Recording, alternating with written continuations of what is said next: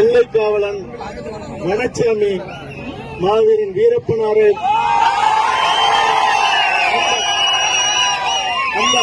அந்த வரலாற்றை என்னை எடுக்க செய்து மக்கள் தொலைக்காட்சியில உலகமறிய எனக்கு ஒரு முகவரியை பெற்று தந்த என்னுடைய பாசத்திற்குரிய ஐயா மருத்துவர் அவர்களுக்கும் என்னுடைய ஐயா அவர்களுக்கும் என்னுடைய வளர்ச்சியில எப்பவும் அக்கறை கொண்ட அண்ணன் அன்புமணி ராமதாஸ் அவர்களுக்கும் நான் பெரிதும் மதிக்கிற எங்களுடைய ஐயா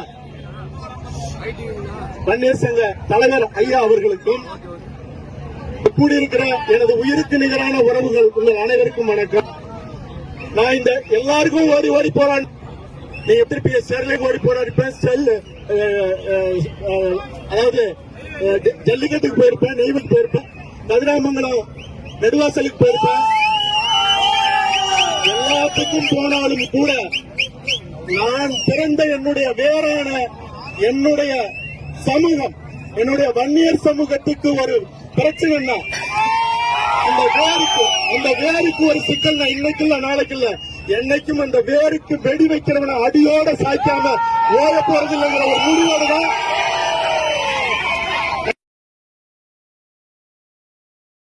நம்மளுடைய சகோதரன் செல்வகுமார் அவர்கள் ஒருத்தர் திட்டாதினாரு. நாங்க திட்டலாம் மாட்டோம்.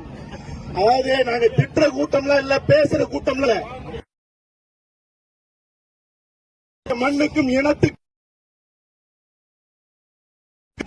காலங்காலமா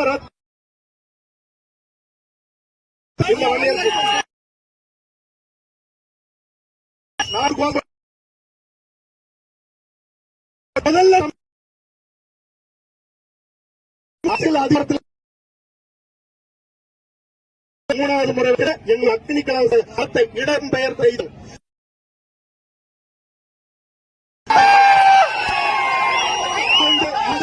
இது வந்து எச்சரிக்கைலாம் இல்லை, இயல்பு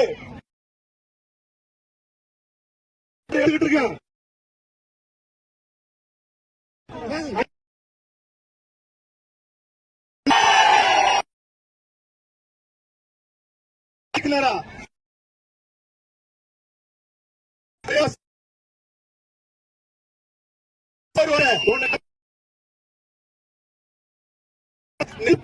கூட்டம்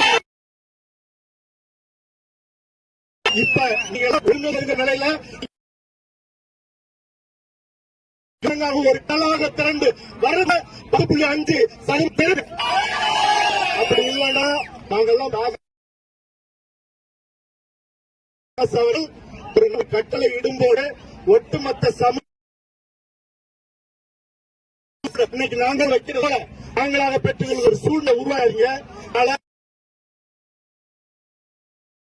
வன்னியர் குடி இப்படி மட்டுமல்ல, ஒரு போர்க்குடி, எல்லாத்தையும் காக்கிற குடி, எல்லாத்தையும் காக்கக்கூடிய அழிக்க நினைக்கிற எந்த அந்த மொழிக்கு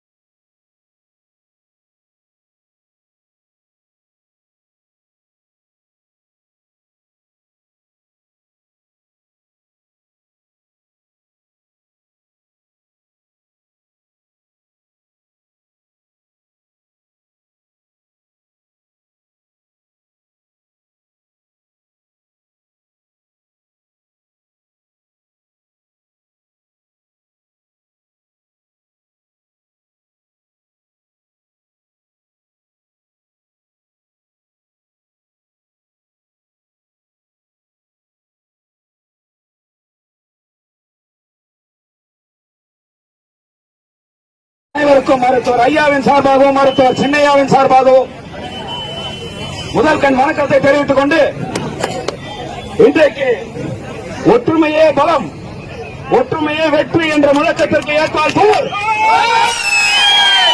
நம்முடைய மருத்துவர் ஐயாவின் திருக்கரங்களால் 1989 ஆண்டு இதே இடத்தில் நிறுவப்பட்ட நம்முடைய அடையாளமான மானத்திற்கும் வீரத்திற்கும் அடையாளமாக இருக்கின்ற இந்த அக்னி கலசத்தை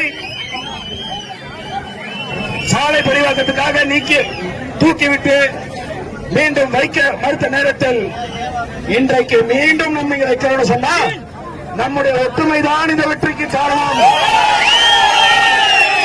ஒற்றுமைதான் மருத்துவர் ஐயாவின் வெற்றிக்கு காரணம். இந்த சமுதாயத்தின் பாதி கூட்டம் இங்கே மருத்துவர் ஐயாவின் பின்னால் இருப்பதற்கு இப்படிப்பட்ட வெற்றி என்று சொன்னால் மீண்டும் நாம் அனைவரும் ஒன்றுபடுவோம், அனைத்தையும் வென்று காட்டுவோம். இது மட்டுமல்ல, இன்னும் 10.5% இடஒதுக்கீடு இருக்கு. 10.5% இடஒதுக்கீடு ஒற்றுமையாக இதேபோல் போராடி, என வரலாற்றிலேயே ஒரு தலைவர் தன்னை போராளின்னு சொல்றாருன்னா, எந்த சட்டமன்றத்திற்கும் நாடாளுமன்றத்திற்கும் என் கால்படாது, என்ன தலைவன் என்று சொல்லாதீர்கள், போராளி என்று சொல்லுங்கள் என்று சொல்லக்கூடிய தலைவர் மருத்துவர் ஐயா.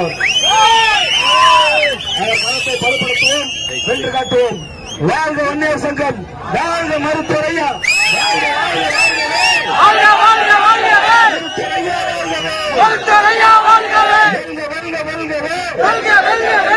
வன்னியர் சங்கம் வெல்கவே, வெல்க வெல்க வெல்கவே, வன்னியர் ஒற்றுமை வெல்கவே.